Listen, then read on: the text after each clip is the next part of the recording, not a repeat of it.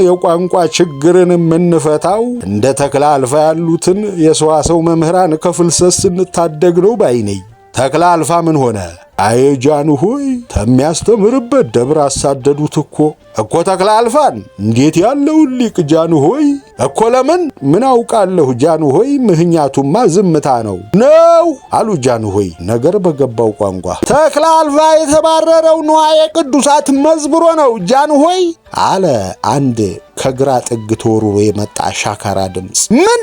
ጃንሆይ ገነፈሉ። ጃንሆይ በደካማው ስጋይና በጠልጣላዋ ነፍሴ እምላለሁ ተክለ አልፋ የሳር ውስጥ እባብ ነው። የሥነ ፍጥረት መጽሐፍ ሸሽጎ ሊወጣ ሲል እኮ ነው ለቀም ያደረግ ነው እኮ ተክለ አልፋ። ማን ያምናል ጃንሆይ? ተናህያው ሞተልሽ አሉ ጃንሆይ ተስፋ በመቁረጥ በቃኘው ድምፅ። አልቀን አልበሉኛ። እንግዲህ ንዋየ ቅዱሳቱ ተዘርፈው ከወጡ ምን ቀረን? እኛስ አለን ወይ? ህልውናችንን እኮ ነው የመዘበሩት። እኛስ እንግዲህ ማን ተብለን ልንጠራ ነው? ግርማዊነቶ ፈቃዶ ከሆነ ብናገር። ቀጥሉ አሉ ጃንሆይ። የተከበሩ ጃንሆይ አሉ የአቡየ ገብሬን የመሰለ ረዥም ጺማቸውን እየላጉ። አያሌ ኃያላን በሀገሬ ላይ ተፈራርቀው ሲነግሱ አይቻለሁ። በዚህች እፍኝ በማትሞላ ዕድሜ የብዙዎች አማካሪ የመሆን ዕድል አጋጥሞኛል። እኔ እንደታዘብኩት ከድርቅ ከቸነፈር በላይ ይችን ሀገር ያደቀቃት ጉባኤ ነው። ጉባኤ ምን አተረፈልን? ተሰብስበን እንወጥናለን፣ ወጥነን እንበተናለን። ስለዚህ ከሁሉ አስቀድሞ የዚህ ጉዳይ ቢታይ ባይ ነኝ። አዬ ጉድ!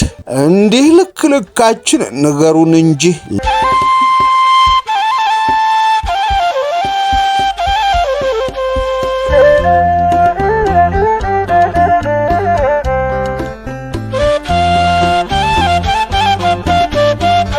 ጣና ይስጥልን። ሀብል ተረክቤ በእውቀቱ ስዩም በራሪ ቅጠሎች ከተሰኙ ወጎቹ ጉባኤው የተሰኘውን ልናጋራችሁ ወደድን። ቻናላችንን ሰብስክራይብ በማድረግ እንድታበረቱን ስንል በአክብሮትና በፍቅር እየጠየቅን ስለምታደርጉልንም ሁሉ በማመስገን አብራችሁን ቆዩ።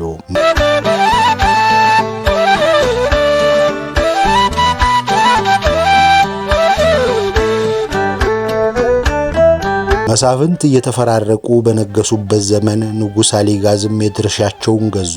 በዘመናቸው ብዙ እኩይና ሰናይ ክስተቶች ታዩ። እኔ ትሑት ጸሐፊ ትእዛዛቸው ከሰማሁትና ካየሁት መካከል የመረጥኩትን ተረኩ።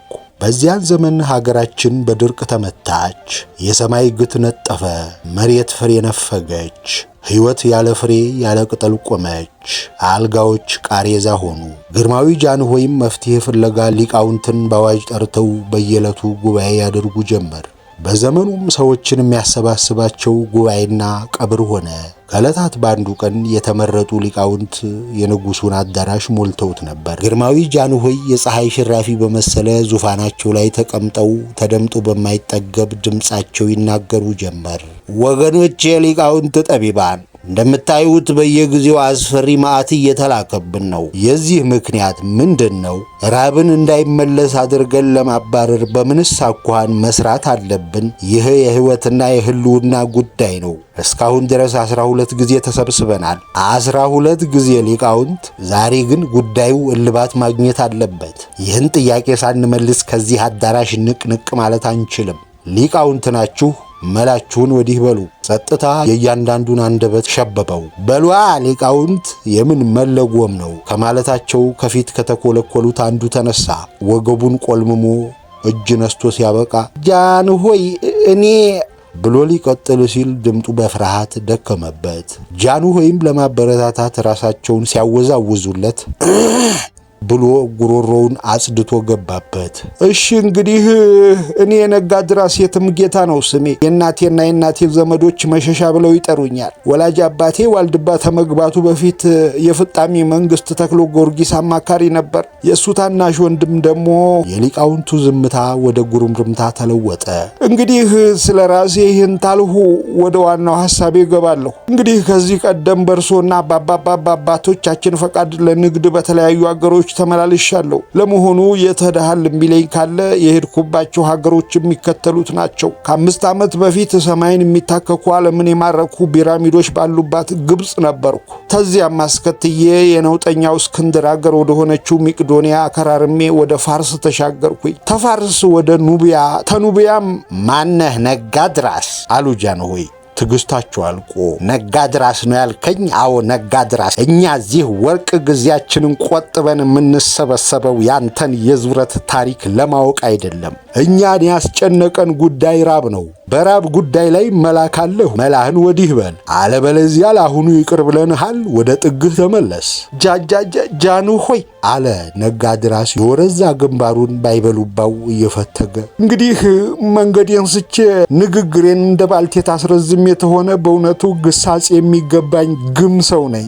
በእውነቱ እኒያን ትላልቅ አገሮች መጥቀሴ ለከንቱ ውዳሴ ብዬ አልነበረም። ዘላንነት ዕጣ ፈንታ እንጂ ክብር እንዳልሆነም አውቃለሁ። ይህን ስል ጉዳዩን ረስቼ ሳይሆን በእነኚህ አገሮች በነበርኩበት ጊዜ የቀሰምኩትን ጥበብ ለማካፈል አስቤ ነው። በጃንሆይ ፊት ላይ ወገግታ ታየ። እንዲህ አትለኝም አሉ በደስታ በተቃኘ ድምፅ። እንዲህ ያለውን ሊቅ ነው እንግዲህ በመብራት ስንፈልግ የቆየ ነው። በል እስቲ የምታውቀውን ንገረን። ጃንሆይ 1000 ዓመት ይንገሱ። እንደገና ታጥፎ እጅ ነሳ።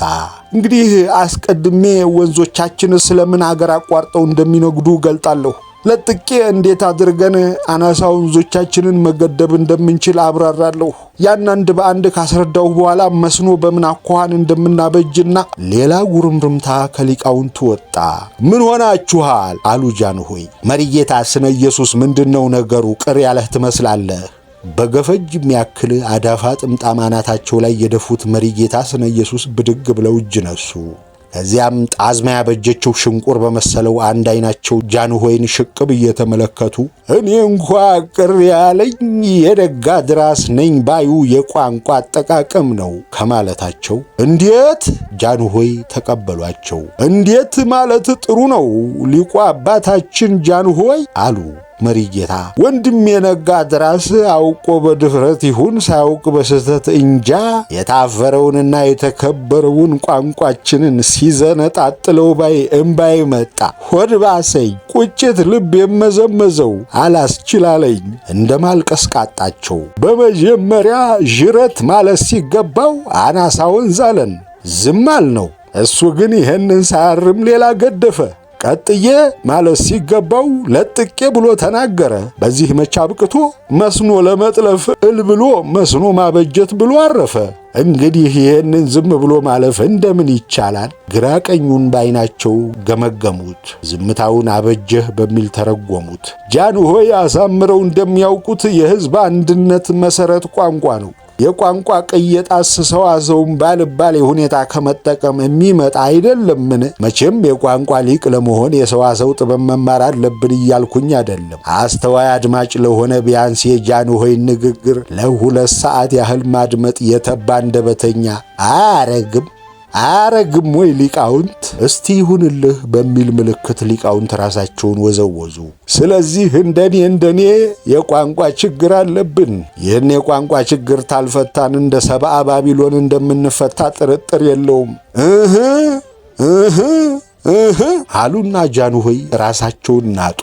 ማነህ? ነጋድራስ ነኝ ነው ያልከው? አዎ ነጋድራስ። ተቀመጥ እስቲ። ለካ ነጋድራስ ያንን ሁሉ በትር የተቀበለው በቁሙ ነው። እስቲ መሪጌታ የሚቀመጡ። ለነገሩ እኔም በቋንቋችን ውስጥ ያለውን ጉድለት ጉዳይ ሲከነክረኝ ነው የቆየው። መሪጌታ እንዳሉት የቋንቋ ችግር ጊዜ የሚሰጥ አይደለም። የቋንቋችን ችግር ከየት የመነጨ ነው? በምንስ አኳኋን ሊታረም ይችላል? ሊቃውንት ከሞሉባት ሀገር ይህን ሳንመልስ ተዛ አዳራሽ ብንወጣ የሚያፍረው መከረኛው ሕዝባችን ነው። በሉ ሊቃውንት።